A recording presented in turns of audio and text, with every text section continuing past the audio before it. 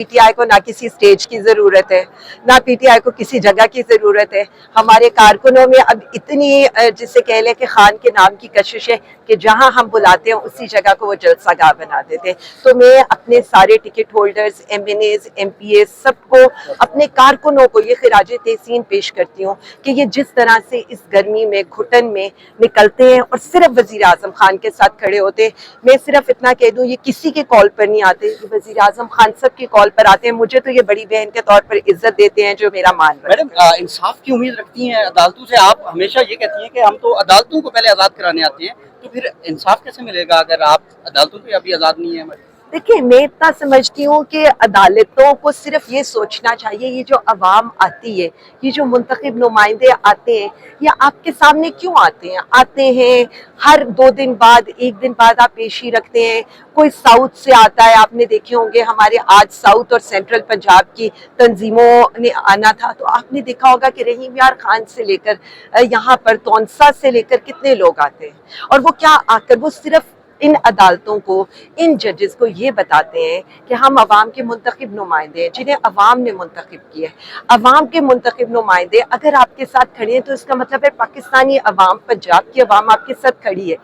हम सिर्फ इनको इतना कहते हैं, अपनी इज्जत कराएं, अपनी तौकीर कराएं।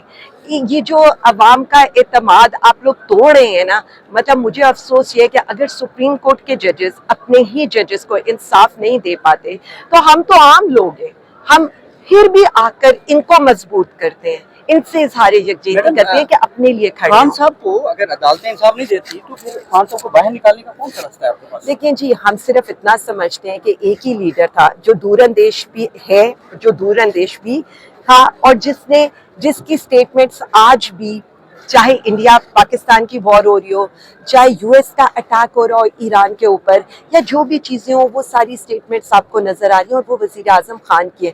कोई तो वजह होगी ना कि उन्होंने पहले ही ये कह दिया था। आपने ईरान और इसराइल की जंग की बात की है, मुझे बताइएगा कि तहरीक इंसाफ कहाँ पर खड़ी है, ईरान के साथ किस हद तक खड़ी है, क्या मौक़िफ़ है तहरीक इंसाफ का इसमें? मेरा ये ख्याल है कि हुकूमती मौक़िफ़ से पहले तहरीक इंसाफ का मौक़िफ़ आया था, क्योंकि तहरीक इंसाफ पाकिस्तानी अवाम को रिप्रेजेंट करती है। हमने ये जो खुद मुख्तारी के ऊपर, ये जो सालमियत के ऊपर ईरान की हमला हुआ है, हमने ना सिर्फ इसको कंडेम किया है, बल्कि हमने इस तरह से कहा है कि किसी भी इस्लामी मुल्क के साथ ये होगा। और दूसरी बात है, हमारा स्टांस तो वही है जो वज़ीर आज़म इमरान खान का स्टांस है कि हम पराई जंग में किसी का भी हिस्सा नहीं बनेंगे। डॉलरों की खातिर पाकिस्तान किसी का जंग का हिस्सा नहीं बनेगी। और उम्मत मुस्लिमा आज भी वो जो 2 दफ़ा OIC करवाने वाला था उसी को मिस करिए। इसीलिए हम कह रहे हैं कि इस वक्त सिर्फ पाकिस्तान को नहीं, उम्मत मुस्लिमा को वज़ीर आज़म खान की जरूरत है। जारी हुई है अभी हम मीडिया का हवाले से 12 खरब की कोई खुर्द की गई, इस पर क्या कहेंगे आप? मरियम नवाज साहबा तो कहती हैं रेड लाइन है करप्शन उनकी, तो ये क्या है, आपने क्या देखा और इस पर आप लोगों का क्या मौक़िफ़ होगा एज ए अपोजिशन? हम अपना ऑफिशियल स्टेटमेंट इस पर कल जारी कर चुके हैं।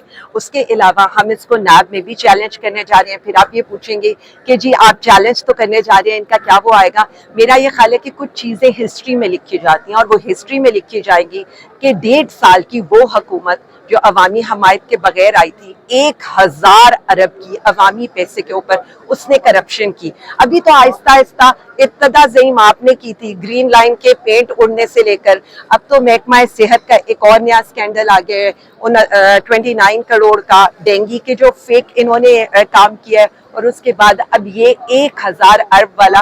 तो मैं तो बता रही हूँ, मैं तो ऑलरेडी हर चीज़ को कोर्ट्स में भी चैलेंज करी हूँ। जो इनके फोरम्स हैं हम वहाँ पर जाएंगे और हम इनको ये बताएंगे कि पीटीआई पंजाब इनका पीछा नहीं छोड़ेगी। पीटीआई को ना किसी स्टेज की ज़रूरत है, ना पीटीआई को किसी जगह की ज़रूरत है। हमारे कारकुनों में अब इतनी जिसे कह लें कि खान के नाम की कशिश है कि जहां हम बुलाते हैं उसी जगह को वो जलसागाह बना देते हैं। तो मैं अपने सारे टिकट होल्डर्स, एमएनएज, एमपीए सबको, अपने कारकुनों को ये खिराज तहसीन पेश करती हूँ कि ये जिस तरह से इस गर्मी में घुटन में निकलते हैं और सिर्फ वज़ीर आज़म खान के साथ खड़े होते हैं।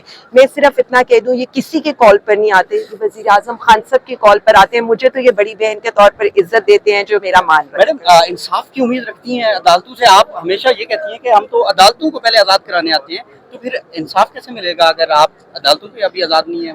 دیکھیں میں اتنا سمجھتی ہوں کہ عدالتوں کو صرف یہ سوچنا چاہیے یہ جو عوام آتی ہے، یہ جو منتخب نمائندے آتے ہیں، یہ آپ کے سامنے کیوں آتے ہیں ہر 2 دن بعد 1 دن بعد آپ پیشی رکھتے ہیں.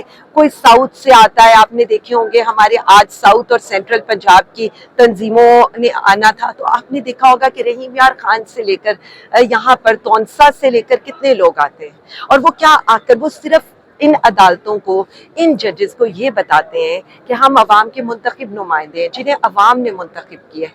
عوام کے منتخب نمائندے اگر آپ کے ساتھ کھڑے ہیں تو اس کا مطلب ہے پاکستانی عوام، پنجاب کی عوام آپ کے ساتھ کھڑی ہے. ہم صرف ان کو اتنا کہتے ہیں اپنی عزت کرائیں، اپنی توقیر کرائیں.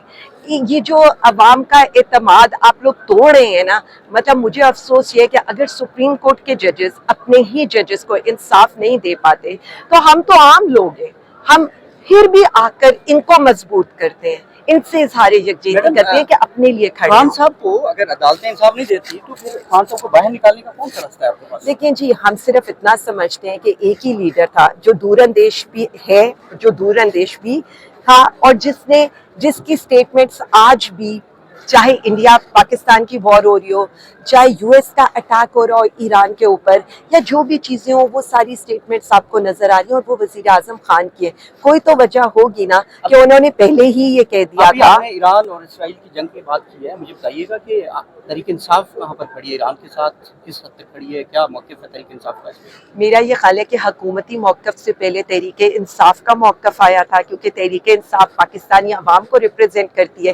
ہم نے یہ جو خود مختاری کے اوپر، یہ جو سالمیت کے اوپر ایران کی حملہ ہوا ہے، ہم نے نہ صرف اس کو کنڈیم کیا ہے بلکہ ہم نے اس طرح سے کہا ہے کہ کسی بھی اسلامی ملک کے ساتھ یہ ہوگا. اور دوسری بات ہے، ہمارا سٹانس تو وہی ہے جو وزیر اعظم عمران خان کا سٹانس ہے کہ ہم پرائی جنگ میں کسی کا بھی حصہ نہیں بنیں گے. ڈالروں کی خاطر پاکستان کسی کا جنگ کا حصہ نہیں بنے گی.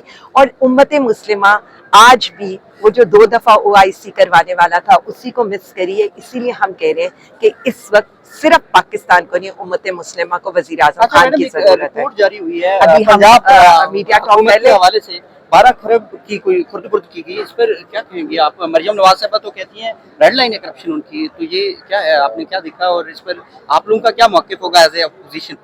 ہم اپنا آفیشیل سٹیٹمنٹ اس پر کل جاری کر چکے ہیں.